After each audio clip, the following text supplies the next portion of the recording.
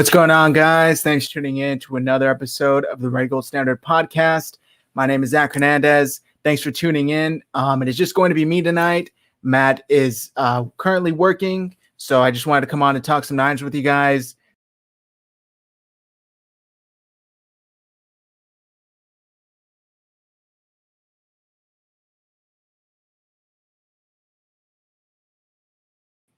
Sorry about that. Looks like my camera cut out for a second. But I was just saying, it's just going to be me tonight. Talk some 49ers with you guys. Have more of a kind of relaxed show. So if you guys have any comments or questions, feel free to send them in. If not, I have some talking points, some parts of our outline we didn't get to catch on the last show and things that have happened over the last week that I just wanted to come on and talk to you guys. I see Tommy said he missed Matt's drunk show the other night. Yeah, Matt was a bit off the 81 by TO. And it was definitely an entertaining show. If you guys haven't tried Terrell Owens wine, you should go and check it out. You can use code Hive for 10% off your purchase. Wanted to harass Matt about the Padres. Hopefully next week he's back. And we'll both be on here and you guys can talk. I know nothing about baseball, so I can't really help you there. But yeah, I think some of the big things that have happened over the last week, the COVID rules, I don't know if you guys saw these get rolled out, but some of them I thought were pretty interesting. Obviously, there are the normal ones that are like social distance, remain testing. If you've been exposed to somebody who's been tested positive for COVID, those obviously make sense. But I saw that there were some interesting ones like marketing rules and exemptions for players that have been fully vaccinated and players that haven't been. I don't know if you guys got a chance to check this out. Tom Pelissero of NFL Network tweeted out the differences between fully vaccinated and not fully vaccinated. Let me share my screen here so you guys can see it while I read them out. But I thought that they were just really interesting. The fact, like I said, like some of them had to do with like marketing and brand deals. Pulling it up right now. 1 second. All right. So yeah, you can see on the left is the fully vaccinated and on the right is not fully vaccinated. Most of these are pretty standard things that we've seen this entire time.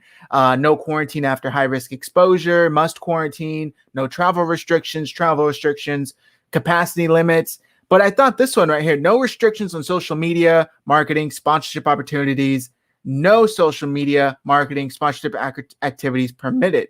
That one was a little strange to me because I'm not sure what a vaccine has to do with that, but maybe there's some underlying cause that I didn't catch more information on. I didn't catch more from Tom Pelissero on this. So if you guys saw more about that specific one, please inform me. Also, yeah, may use sauna, may not use sauna, may interact with vaccinated family and friends. This one as well. Unvaccinated players may not leave the team hotel to eat in restaurants, may not interact with anyone outside of team traveling during team travel. So those were a little just kind of eye-opening, I guess. Also on the media. So the media is also going to be treated under vaccinated and unvaccinated, two separate categories. So if you are fully vaccinated, you will be permitted to conduct in-person interviews for the first time since 2020, as you see in Tom Pelissero's tweet here. Unvaccinated media will not be allowed in the press box, sidelines, on the field, or in the locker room. So that's also a big development going into the 2021 season. We all knew that there were going to be some big changes as we rolled into the season. It's a lot of kind of, new territory, but it's just interesting to see how it comes out. How's it going, Colleen? Cheers, everybody. Thanks for tuning in. Hope you're having a good night. Like I said, if you missed the opening, it's just going to be me tonight. Just wanted to hop on, talk some 49ers. I haven't done a solo show, so it's just, bear with me here if I get a little tripped up on my words. Matt's not here to fill the air. No, I'm just kidding. And then also another thing that happened over the last year, which I thought over the last week, which was pretty interesting, was Mike McGlinchey came out saying that he heard all the talk, and I would say probably half of that was specifically from Grant Cohn, if I don't say so myself. But McGlinchey basically said that, when, especially on a down year like last year, when they were sitting in hotel rooms, he didn't have much to do. He would see social media and he would see all of the people talking about him. And it wasn't positive things, obviously. So he saw all that and he basically just said, look, I need to have thicker skin. The quote here from Jake Hutchinson was, I definitely deserve some of that criticism I got. There are some bad things that I put on film, and that will never happen again. That was from KNBR's Jake Hutchinson again. So I thought that was interesting. Mike McGlinchey, we both know, I should say we all know, definitely didn't play up to par last season, and that's putting it nicely. So hopefully the 49ers can get the first-round talent that they saw at one point in Mike McGlinchey, moving forward, because if they were to get that, it's a pretty solid offensive line. I mean, you have Trent Williams, Mike McGlinchey, Alex Mack. That's a pretty solid trio right there. And then you got the guys like Laken Tomlinson, Daniel Brunskill, all those other guys that are kind of below, but still starter quality. So Luke Walsh says, Kinlaw breakout season now that he's had a proper offseason. That's a great point. Yeah, that's a great point. Last season with COVID, it was completely different for these rookies. Although the Niners, he's not a rookie. I was going to say they're docked a week of rookie training camp, but that will not be part of his plans because he's not going to be there anyway. He's now a sophomore. But I do think Javon Kinlaw is going to have a really, really good year. The guy looks huge. And did you guys happen to see that he bought his first house, which is amazing? That's part of our standard shout-outs of this episode. Shout out to Javon Kinlaw buying his first house after being homeless at times throughout his childhood. Something you just love to see. But yeah, I agree with you, Luke. I think he's going to have a nice breakout season now that he's had training and he's kind of got a routine down in the NFL. And I'm really looking forward to it. I think especially with the return of Nick Bosa, it's going to be a solid defensive line for the 49ers. Also, something that happened over the last week that I would like to talk about. George Kittle sat down with Good Morning Football and he was talking about Trey Lance. And he was basically just saying how much he's impressed by him and how much he really just can't believe the physical, abilities that he has. And George Kittle, we all know, has been a very big fan of Jimmy Garoppolo. So I do think it's interesting that we've seen him this offseason come out in support, showing a lot of support for rookie Trey Lance. I believe they were in Vegas together not too long ago. So it's cool to see. Luke, again, buying a house, especially in the Bay Area, is a big accomplishment. Yeah, man, it's a lot to deal with. I live in San Jose, and the prices, especially like within the last month or two, they are insane. So it's definitely something to congratulate him on. How's it going? Thanks for tuning in. Also, guys, hit that like button, hit that subscribe button. We just topped 1,700 subscribers on YouTube. We're super close to 2,000. We're going to be giving away another 49ers jersey once you get to 2,000. So if you haven't subscribed on YouTube already, do us a solid. And we also got our second partnership for the show, which is Acre Gold. Get Acre Gold today. The link is in the bio on YouTube. It's a great way to buy gold. If you guys don't have, $250 to buy 2 grams of gold at once, you can buy as little as $50 a month. And once you reach the market value of that amount of gold, Acre Gold will send it to you. So use the link in the bio, support this show, get Acre Gold. I have a subscription myself. It works great. So how do I like San Jose? I like San Jose a lot, actually. I grew up in Gilroy, Morgan Hill, so I've always kind of been here in the South Bay. I just moved to San Jose in April, but I mean, I work in downtown San Jose, so it's not really that much of a shock to me. I don't live in downtown San Jose. I try to stay clear of that, just outside of work as much as I can. I'm kind of southbound, so I'm not really in the city area, but I like it. Super peaceful where I am. I like it. I know that there are a lot of other good places in the Bay Area, but I've always been comfortable with San Jose, so I like it here. But going back to the George Kittle interview on Good Morning Football, he basically was just saying, look, the guy's a freak athlete, which I think was kind of the big quote that came out of that interview. And he's just extremely impressed with Trey Lance, which is definitely something to keep in mind. I do think Trey Lance, I'm not sure if we're going to be, oh, is that why you called it, man, Jose, 7-1 men to women? Well, I'm engaged, so I don't really have to worry about that. I found my one woman out of the 7 men, so I'm not too stressed about that, Tommy. But thanks for the heads up. I had no idea that there was that drastic of a difference here. Do you guys think we'll see Trey Lance at all in the comments? Do you think we'll see him because of performance, because of injury when it comes to Jimmy Garoppolo? Or do you think Kyle Shanahan just would want to make a change? I'm of the belief that they likely won't see him this year, but Jimmy's injury history isn't the best, if we're being honest. So it's not unheard of to think that Jimmy might not be able to play all 17 games. Now that they've even added a game.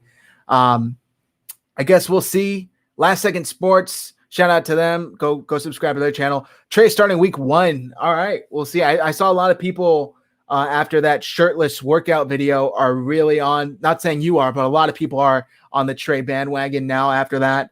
I would love it. Don't get me wrong. I would love to see Trey Lance start week 1. I think if he's the better option for the team, why the hell not? I don't see why you would make the team less talented, less athletic if you didn't absolutely have to. I just don't think he'll be ready. But if he is and Kyle's comfortable, I'm all for it, man. Hey, look, I said this in our group chat earlier today. It's a win-win for Niners fans. Either Trey comes in and he starts week 1, like Last Second Sport is saying here, and he balls out, or you at least get to see Trey Lance and you see him improve, hopefully.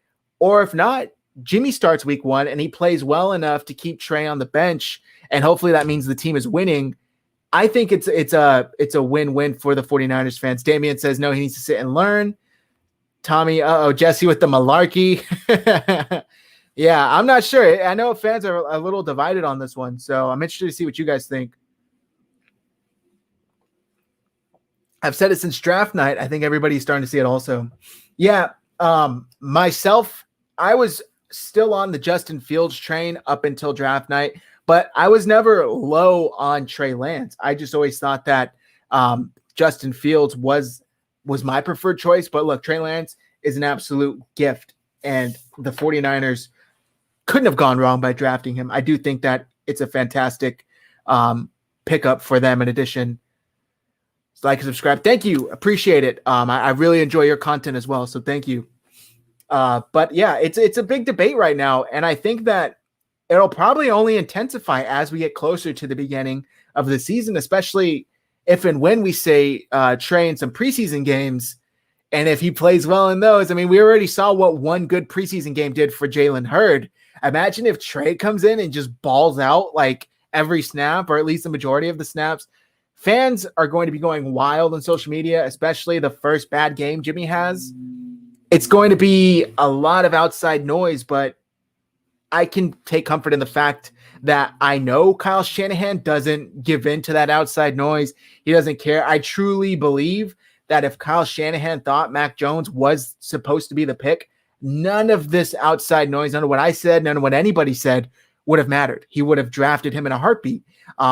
Luckily he didn't, and he was, smarter to see that that was definitely not even an option. But I do think that he tunes it out. He tunes it out completely. He likes to say he's not on Twitter. I don't buy it. I do think he has a burner account, and he's kind of alluded to that in the past. But I don't think any outside pressure from social media, from other coaches, from TV commentators, pundits on ESPN, whatever the case may be, none of that's going to get to Kyle Shanahan, and he'll stick with whoever he thinks is best. But I'm really interested to see with what happens with with Trey Lance and Jimmy Garoppolo as we go into the season. Jalen Hurd too, because I really want to see something from him. Also, would you trade Armstead for Gilmore? I don't know what Gilmore's contract situation looks like, but yeah, I would. Yeah, no problem. I don't think the Patriots would. I think Armstead's almost impossible to move with his figures, but maybe he's willing to restructure. I don't think he would be, but maybe. Tommy, thanks for tuning in. Have a good dinner. Jimmy starts week 1. All right, we got your word for it. Take care, man. Thanks for tuning in. But yeah, also Jordan Willis was suspended by the NFL for testing positive for performance-enhancing drugs. He was suspended for 6 games. I'm sure you guys have already, seen this. And I'm obviously not saying anything crazy here by saying that this isn't a big stretch. I saw my guy Mike Andrews from Nothing But Niners saying, look, this is how it started last season. First, it was the depth pieces that were either injured or suspended, and then it kind of snowballed into the majority of the team that we were without. I don't think that's the case here. I think Jordan Willis, look, you can't really do anything about it. Tested positive for PD, 6 games, he's gone. Hopefully it gets to the point where it's not even noticed. But I do think that the 49ers have done enough, especially at the defensive line, to where that shouldn't be an issue going forward. And hopefully they're just not as decimated as they were last season with injuries, which will forever be dubbed the season from hell, because it's exactly what it was. But I also saw some people on Twitter going about whether they should sign Melvin Ingram. I'm not sure if my guy Ollie was the first who brought this up, but Melvin Ingram, I believe, is still a free agent, veteran played a lot with the Chargers. Bringing up his stats right now. I see Damian said Gilmore is $9 million guaranteed. Armstead is 17. I would do it. I would do it as well. My only issue with Stephon Gilmore is his track record basically is that if the team is doing well, he's all in. He'll buy in. And you saw this between the last 2 years with the Patriots. He was all in 2 years ago when the Niners, made the Super Bowl, and he got the Defensive Player of the Year. He was balling out. And then last season, I think he got injured, if I'm not mistaken. But even before that, the effort wasn't there. And I think we saw the same thing with him in Buffalo. So just something to keep in mind. Luke says, will Armstead play a bit more defensive end until Jordan Willis returns? I don't think so. I don't think Jordan Willis really, like I said, impacts their plans that much as a whole. And they also signed Arden Key, Mo Hurst, which I think are really under the radar signings, Mo Hurst specifically. But I do think that Jordan Willis, it's not going to be that big of an impact. He was more of a role player last season, if I remember correctly. But going back to, Melvin Ingram, would you guys like to see the 49ers sign him now that they lost a guy like Jordan Willis to suspension? I've seen a few people going back and forth on Twitter basically saying, should they or shouldn't they? I don't see why they wouldn't. I know he's 32 years old, but I think the production level that you would have gotten from Jordan Willis and from a Melvin Ingram are going to be relatively the same. I think that he would have less second sports. Ingram, Houston, and Griffin are all available. I would take Ingram out of the 3. I think 2 years ago, if I'm not mistaken, he had double-digit sacks. I think it was – I'm not sure exactly the number, but I think he had double-digit sacks. No, I'm sorry. I'm looking up the stats here. 7 sack campaign, back-to-back 7 sack campaigns, and 10.5 sacks in 2017. So that's not that long ago. And I don't think that the 49ers would absolutely have to pay a ton to get a guy like Melvin Ingram, especially if he's convinced that the team can compete. I think guys at this stage of their career, they're looking to win. They're looking to win a championship. And we see this is what Richard Sherman's explanation is right now, right? He recently came out saying, I only want to go somewhere that I think can win a ring. Whether you buy that's the sole reason that he hasn't signed somewhere, or you just think that the offers aren't pouring in like he thought they would be, I do think that mindset is correct. And I think a lot of veterans at this stage in their career, if they haven't already won something, then they're thinking, okay, I need to go and go with the team so I can finally get a ring and then kind of retire. Damian Lee says Bruce Irvin is also available. Yeah, Bruce Irvin. Yep. I'm not as big on Bruce Irvin. I think he's way past his prime. I would rather have a guy like Melvin Ingram, but he's also, he's still a veteran presence that you could have and add to the locker room. So look, at this point, like I said, Jordan Willis, it's not going to take much to replicate that production that he had last year. I'm pulling up his stats right now. I think he played 7 games last season with the Niners, 2.5 sacks. So it's nothing crazy, but with Nick Bosa coming back and the 49ers as a whole, hopefully not being as injury decimated, I think there are going to be opportunities for other guys this season. So I'm not too stressed about it.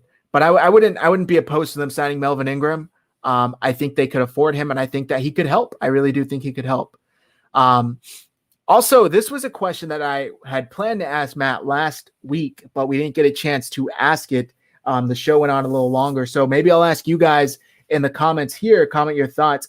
And I think I saw Pro Football Focus was the first to tweet this out.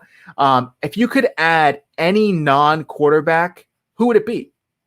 And I took a long time thinking of this, and I saw my guys over at Forever Faithful, our 49ers Hive podcast. Go and check them out.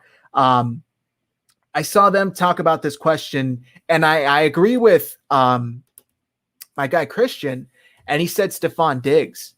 And you may think I'm crazy, but what Stephon Diggs has done with Josh Allen is spectacular. He was balling out in Minnesota. He was balling out with Kirk Cousins, and then he goes to an actual elite quarterback, which I do believe Josh Allen is. And we've seen some insane numbers, and our insane production, I should say. He's been balling out like crazy, and I think that that's the type of receiver the 49ers need to have. I shouldn't say they need to have that, but I would die for that sort of production at the wide receiver position. Obviously, we don't know if Brandon Ayuk can be that. I still think he can be. Last season, his rookie year was tough because we had guys like CJ Beathard, Nick Mullins, injured Jimmy Garoppolo for a few games, throwing him the ball. And I think he was still like on pace for like 1,000-yard year, which is crazy. So he could be that guy. And I have no doubt that he could be. But if we could add Stephon Diggs right now to this team, and I mean who you could add regardless of the price, like say you had like no problem paying these people, who would you add? I think I'd go with Stephon Diggs. So I'm curious to see what you guys say in the comments. Luke, is depth at cornerback a concern? I think it is. I'm going to pull up their depth chart right now, but I do think it is. And I was surprised. They drafted Ambry Thomas and Diamador Lenore, but the guys that they brought back, and I'm not mad at it, don't get me wrong. I like Jason Verrett. I was really happy that they were able to bring him back for cheap. And Emmanuel Mosley, I also think is a good corner as well, but it's pretty top heavy. And after that, it gets pretty thin. And K1 has missed some games already with injury. Hopefully that doesn't continue. I know that the Niners hope to have some backup plans with these rookies, but I'm just not entirely sure how that's going to shape out if a guy like Jason Verrett goes down. Who steps up to be your number one corner? Is it then K1? Do you take him out of the slot? Or is it Emmanuel Mosley?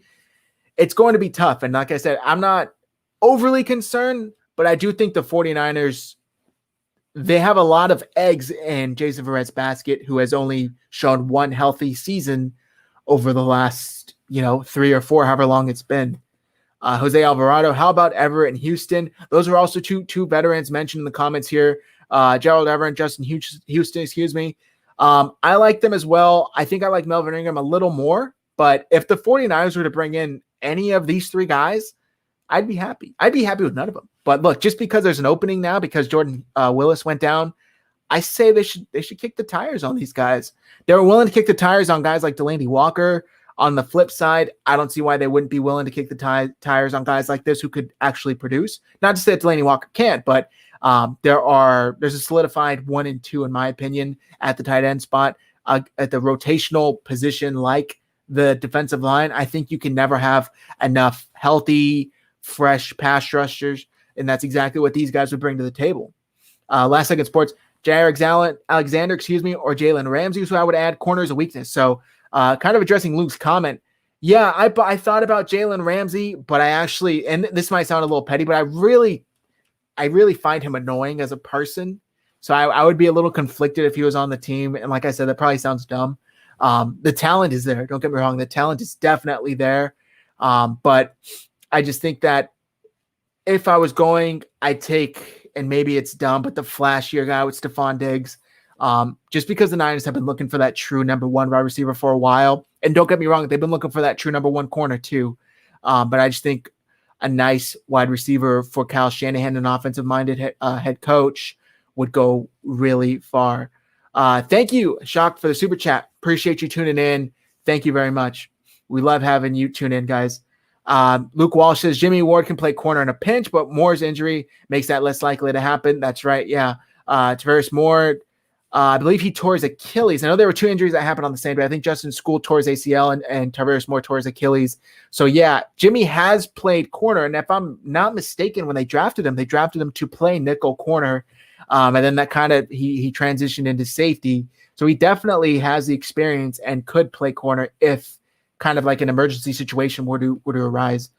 Damian Lee, I like the wide receiver out of Green Bay.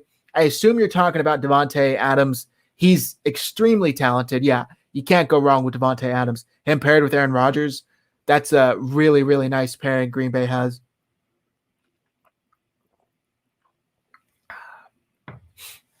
Mariah says, would love to get Jair. Yeah, he's super talented. My guy Eric Crocker loves him. He's posted some of his Crocky breakdowns of him, and I think that the 49ers would be really lucky to get him if they were to magically acquire any one player, regardless of the price. Get the channel 2K subscribers, all Niners fans. Thank you, Ashok. We appreciate it.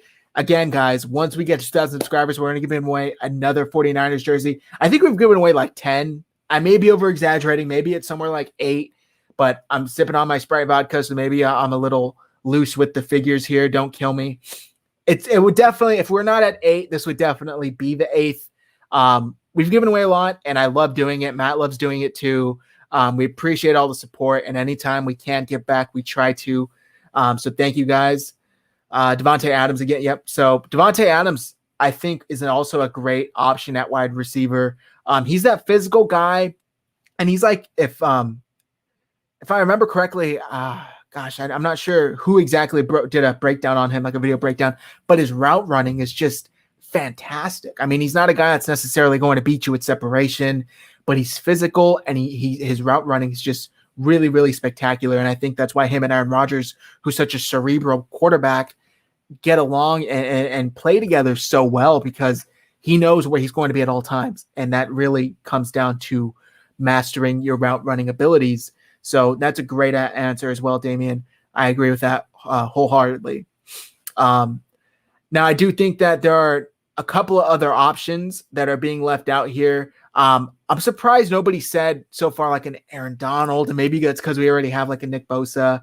I'm surprised no like elite quarterbacks were actually an option. I do think for the first time we could say in a long time that we're actually surprised, not actually surprised, we're excited about how the quarterback play is going to transpire this season. I think that there's, and I've said this for the last few shows, if you guys have seen, there's excitement around Levi's and genuine excitement. And it's different than last year where the whole revenge tour stuff was happening.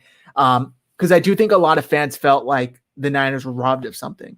This year, it kind of feels like the Niners they've kind of paid their dues, like they had the season from hell, and now they're back, and they addressed mostly every important need just about.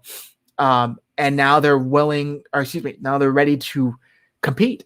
And I do think that's why a guy maybe like an Aaron Rodgers, even though he's begging to get out of Green Bay from the sounds of all these reports coming out of there, even a Tom Brady at his age, none of those guys were mentioned. And I do think even on Twitter, when I saw this tweet being tweeted by Pro Football Focus, no 49ers fan said any established elite quarterback, which is worth noting, because if we would have said this a few months ago, there's no way. But I do think a lot of fans actually believe in Trey Lance, and they're trusting Shanahan to develop him properly and execute this plan that he has laid out. Damian Lee, how do you feel about Josh Rosen? I really like Josh Rosen. And it may sound dumb to say now, but when he was coming out, I had him very close to the top of my quarterbacks in that class. I'm surprised at how poorly the NFL has gone for him. Maybe it's his attitude, which has been reported not to be great. But I do think he's been dealt an exceptionally poor hand. First, it was Arizona. He started a handful of games, and I think he played a really good game against the 49ers, if I remember correctly. And then, Cliff Kingsbury comes in and basically says, "You're not my guy. Sorry, get out of here." And then he gets dealt off to, was it Miami, I think? And we all know how that went. That didn't go well. And then he got cut. And then it was like every other team was just like, nope, even though there's definitely not 32 starting quarterback or 32 starter caliber quarterbacks in the NFL, we're going to pass. We're good with, the likes of like a Mike Glennon or Nick Foles. I thought it's crazy how he ended up on a practice squad, like not even a backup or a number 3 role. I think Josh Rosen is like the best option the 49ers could have as a backup. And I say backup as in like behind Jimmy and Trey, because I think he's extremely talented. I think he's super smart. There's something else there that we're not seeing from the outside looking in. And like I said, whether that's attitude, whether that's just, how he carries himself, whatever it may be, work ethic, I don't really know. I remember the reports coming out of UCLA where that he was kind of like a stuck-up college party boy. I don't know if that's changed at all. Hopefully he's kind of been humbled a little bit. When you get that amount of success that early on in your life, it could definitely go to your head. Maybe getting chewed up and spit out by the NFL has changed that. I would certainly hope so. But I think in any other world, in any other scenario, I would have liked to have seen Josh Rosen compete. Say the 49ers didn't trade up and draft another quarterback like Trey Lance. Say they stood pat and drafted a wide receiver or whatever the case may be. It would have been really cool to see what he can do knowing he's competing for the starting gig with like Jimmy Garoppolo or something. But yeah, I think it's really unfortunate how the NFL has happened with him. Luke Walsh, in a normal year with no blockbuster trade to pick 3 for quarterbacks, would Banks and Sermon be getting more buzz? 100%. I think, the fact that they traded up, that was the story for so long. And then not only that, but who are they going to get? Who do they trade up for? Is it Mac Jones? Is it not Mac Jones? Oh no, it's Justin Fields. And then Trey Lance, who is this kind of like already has like all of the looks to be a superstar quarterback. Colin Cowherd says quarterback face, and Trey Lance definitely has it. He's stylish. He's young. He's attractive. He's athletic. I think a lot of fans see that and they gravitate towards that. But yes, Trey Sermon, Aaron Banks. I'm super excited about Trey Sermon. I feel like he's definitely been flying under the radar. He is really talented. I think he's going to fit in perfectly with the 49ers, especially since they let go of Tevin Coleman. I think he's going to fill in for that role really well. Luke says Sermon and Banks are ideal for the new 17-game format, attention football or attrition football. Yeah, exactly. Just kind of pound you down, man. And not only that, but we've seen Raheem Mostert since he got last season when he got running back 1, officially, you are the guy. He wasn't able to stay healthy. His ankle or his knee, whatever it was, couldn't handle the workload. So running back by committee is not that far out of the question. And I do think that I've said before on this show, it's not unheard of to think that by next year, the 49ers are saying goodbye to a guy like Raheem Mostert. As much as I like him, don't get me wrong, strictly business move, and saying, Trey, you're our guy. Trey Sermon, you're our guy. We're going to rock with you, number 1, and maybe keep a guy like a Jeff Wilson as your number 2.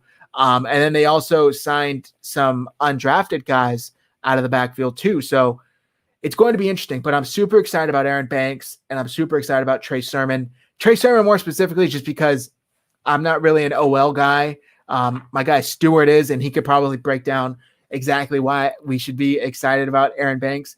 But dude, see, this happens to me every time. I forget the 49ers signed Wayne Gallman.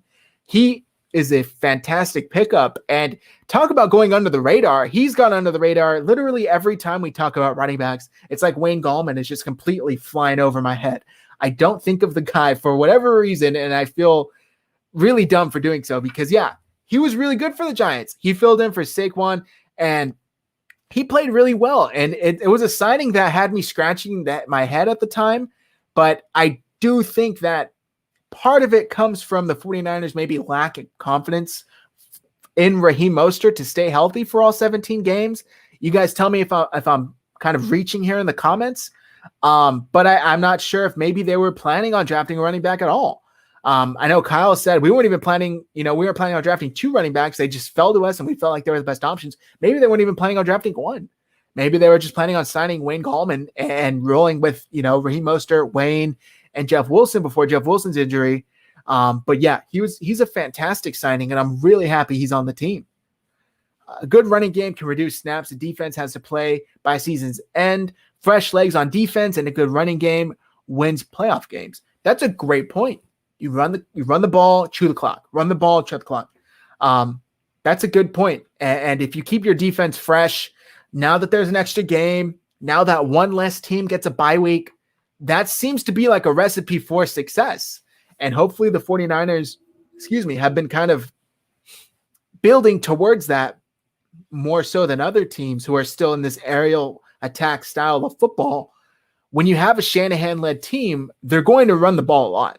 That's just a fact. And whether it's by committee, whether there's a specific running back one, I do think that the 49ers have a nice trio of backs with Raheem Mostert, Trey Sermon, Wayne Gallman. And then there are others that I'm totally leaving out. I think JaMychal Hasty's still on the team, if I'm not mistaken.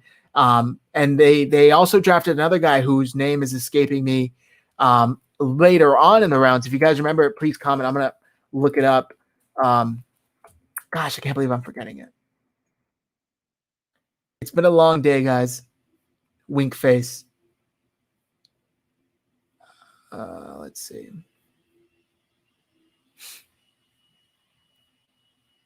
Bear with me here.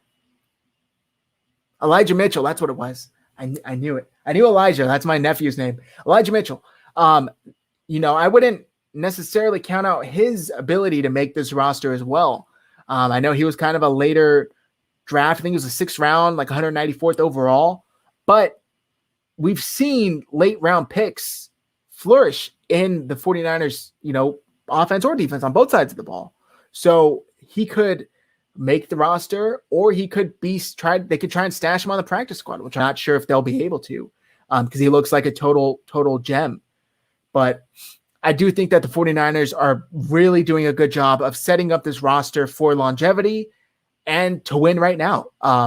Longevity with Trey Lance developing, and to win right now with Jimmy Garoppolo. If he plays at the 2019 level, nothing more, nothing less, the 49ers have a legitimate shot at competing this season. And I don't think that's a stretch to say. I think they've gotten better on defense. I think they've gone better on offense. So if you get the same Jimmy that took the team, I hate saying take the team because it makes it seem so single-handedly, but that led the team under center to the Super Bowl. I think they have a good shot at the very least getting into the playoffs and making some damage from there. What's up, Spinic Danger? Thanks for tuning in, man. Hope y'all are having a happy Saturday night. Is Kentavious Street healthy? I had high hopes for him. I believe he is. Yeah, I don't think I've seen anything about him not being healthy. I as well had some high hopes for Baby Hulk, because that man was like it was insane what he was able to do in the weight room.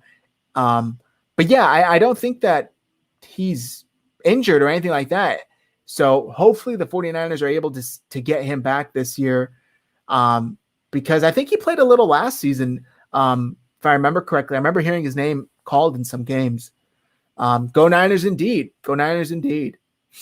Also, I don't know if you guys happen to watch any NFL Network. I catch it when I can, but Cynthia Freeland does her analytics, and she's really good with it. And she recently did a segment where she was picking the 49ers to win the NFC West this season, which I think is interesting because her breakdowns and her predictions are usually all kind of like stat-based and really well-rounded predictions. So it's definitely something to keep an eye on, whether or not the 49ers come out hot, how they react to adversity, what happens when they have their first loss.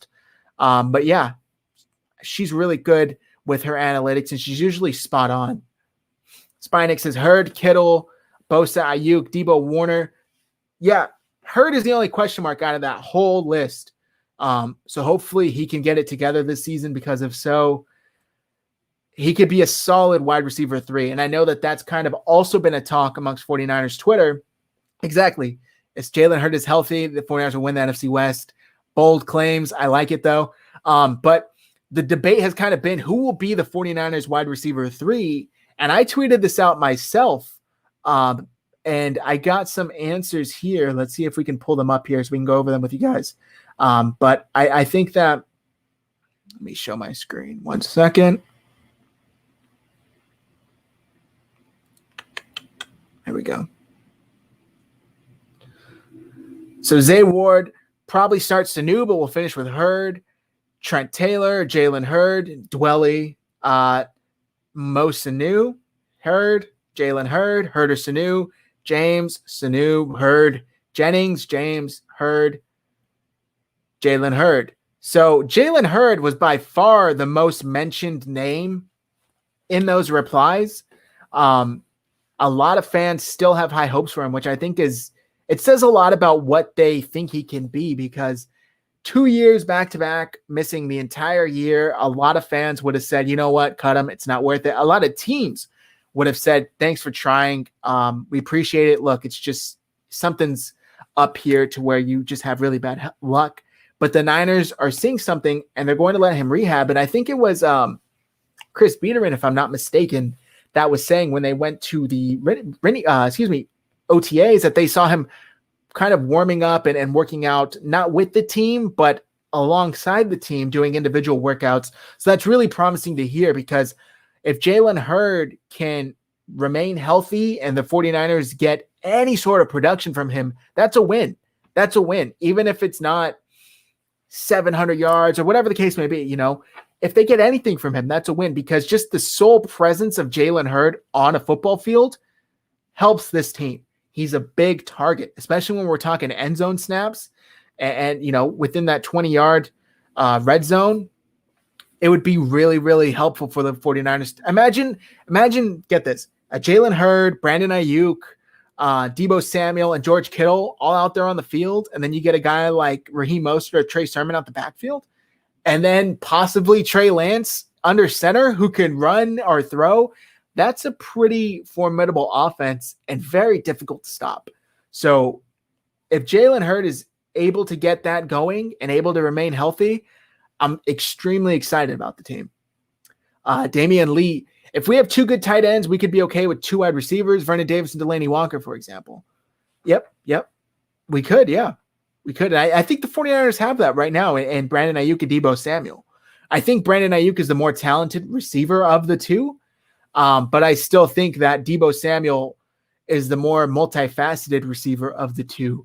But flat out receiver, Brandon Ayuk. Got to give it to Brandon Ayuk. Spanning danger. Jennings dropped weight, used to be slow. He may be faster, more elusive. Was always a tough 50-50 yak wide receiver. He may be quicker. You can't really improve speed. You're born with it or you're not. But quicker, ins and outs, yes, definitely. And he does look slimmer. He looks like he's dropped some weight. And those kind of promotional shots that they do where they have the backdrop and that like diamond-studded football, I was getting serious Kendrick Bourne vibes. And he was dancing and having fun and, you know, singing and rapping. I got serious Kendrick Bourne vibes. So that's cool, man. Jaywan Jennings, if he's able to step it up and produce in that wide receiver 3 role too, like I said, any of these guys, the spot is wide open for any of them to step up. Rich James, Jaywan Jennings, Jalen Hurd, any of them step up. It could be yours. So that's really good. Really good there too. Yes, Manny Tantrix, he did drop some weight. We just need a number 2 tight end. I still have faith in Ross Dwelly. I think he filled in really well for George Kittle when he was out. But I know a lot of people, they don't really care for Ross Dwelly. They see him kind of just more of a blocking tight end. And I get it. He's nothing flashy. He's not going to put up 15 touchdowns by any means. But I do think that the 49ers have a solid duo right now with Ross Dwelly and George Kittle. But I thought it was interesting that they brought in Delaney Walker for that workout. I was a little bummed that they didn't sign him, but maybe they were looking to improve there too. And look, every team says We're looking to improve at every position, including quarterback, blah, blah, blah. But I really do think that they were looking to improve at the tight end position. Skipped one. If they cut Armstead, how much do they save? Big hit on the cap. Yeah, 17 mil, I believe what Damian said. It's a big hit. They didn't do themselves any favors with the Armstead contract, which is why I say it's very difficult for them to move on from him, especially trade him, because a lot of teams are going to say thank you, but no thank you. We're not willing to take on that contract. It's unfortunate, but that's just how it is. I'm going to be wrapping things up here shortly, guys. I got to get some things done before my fiance gets home. So if you have any questions, feel free to send them. I love just chatting football with you guys. Send them in. Hispanic Danger. Dwelly and Richie James have been neglected by Kyle. Both have killed when given a chance. This is a really interesting take. I've actually never seen this take before. Usually it's a lot of people put the blame on Dwelly and James. But if you remember when James had that, I think it was a Thursday night game against Green Bay last season, he went off. If I remember correctly off the top of my head, it was like 13 for like 163 and at least one touchdown. Make of that what you will. Why he's not able to duplicate that in any other game, I don't have an explanation for it. But like I said as well, when George Kittle was out and Ross Dwelly was in, I think it was the Cardinals game where Dwelly had like 3 touchdowns or something like that. Maybe it was 2, but it could have been 3. Do you guys think they're neglected? That's an interesting take, Spinic Danger. I've never thought of it that way. Maybe they are. Maybe Kyle's too focused on the big name talent. Maybe he's letting the little or smaller guys, I should say, sneak by. That's very interesting. I never thought of it that way. I like Ross Dwelly myself. Richie James, I'm not so high on, especially as a kick returner. I hope anybody else returns kicks this season because I'm tired of the 3-yard juke in place and get tackled. I'm tempted to say I could do better, which I know I can't. I'm totally joking. Please don't trot me out there. How's it going, Faithful? How's it going, 49er Media? Thanks for tuning in. Appreciate you. Like I said, guys, I'm going to be hopping off shortly. Send whatever questions you guys have. I'd love to answer any and all questions. Just wanted to come on and chill with you guys. It's been over a week since we were able to go on live with the show. We were supposed to go on Thursday. We had to postpone, just a scheduling conflict. So, and unfortunately, Matt's at work tonight. He works overnight, and tomorrow, obviously, it's Father's Day. So I think we're both going to be tied up then. So I just wanted to come on and talk some 49ers with you guys. Nothing really too structured or too crazy. Just talk some Niners. Thanks, Luke. Thanks for tuning in. Cheers to everybody.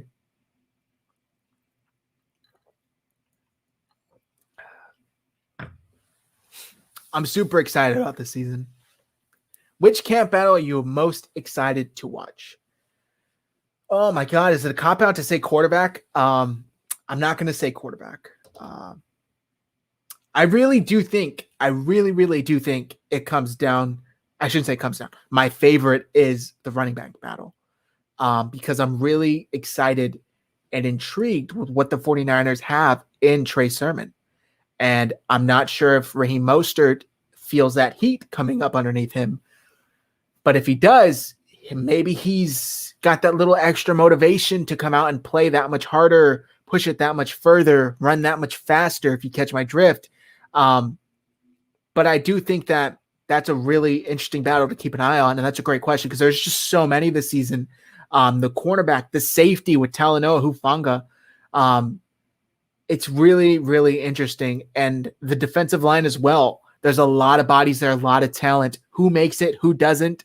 But my answer would have to be the running back battle, especially after Raheem Mostert 2 years ago has that breakout year, and then before last season holds out basically for more money, demands more money, gets more money, and then last season happened, injuries. And look, nobody plans for injuries.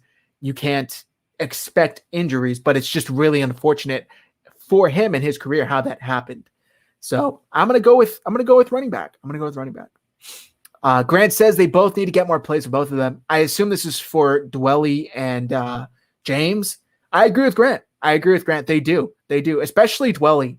But I think Richie James as well. I think they could use James for a lot more than they do. You rarely ever see Richie James take start a game or be out there, get a pass thrown his way in regular playing time. Maybe there's just better receivers in front of him, whatever the case may be. I think that they need to have more plays for him. What percent chance we cut Jimmy after training camp? Unless there's a substantial injury to where a team comes making an offer they can't refuse, I'm going to say 0. I'm going to say 0%. Do the 49ers really think spending $27 million, dollars on Jimmy is the best for this team this season? Think of the upgrades we can make. This is a great point, but I'm going to say yes. And I'm going to say yes because they came out and said, we want Trey, but we want Jimmy. And I think this is mainly because they like to be known as men of their words. Kyle and John, I'm talking about specifically.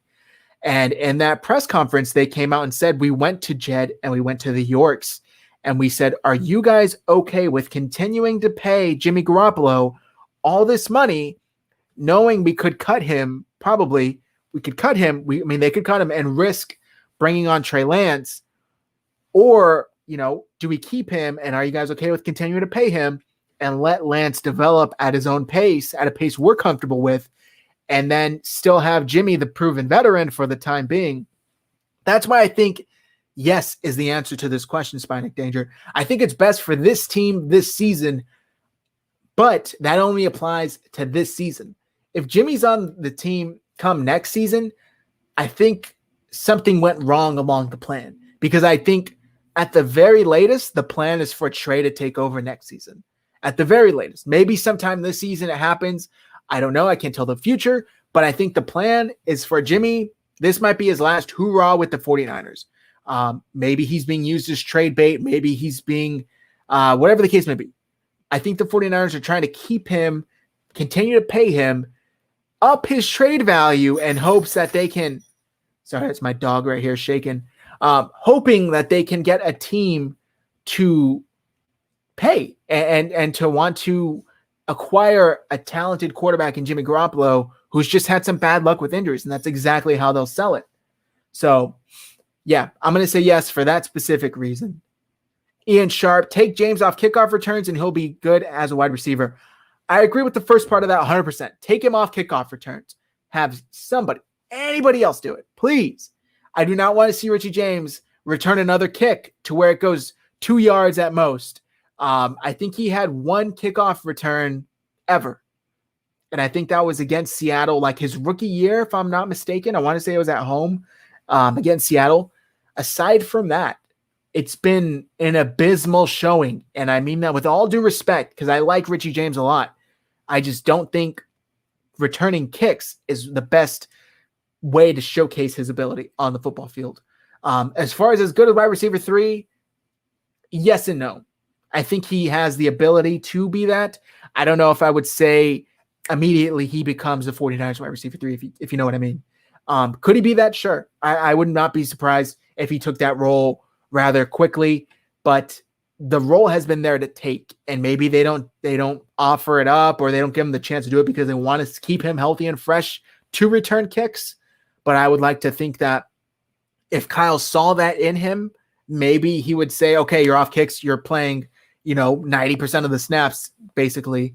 But yeah, I don't know. It's something to think about, but I definitely want to see him off kicks. I'm tired of seeing him do that. I think I'm going to hop off, guys. I don't see any more questions in the chat. I got to go do some things before my girl gets home, but this was fun. I love coming on here, talking Niners with you guys. Hit that subscribe button below. Hit the like button as well. And have a good night. Go Niners, everyone.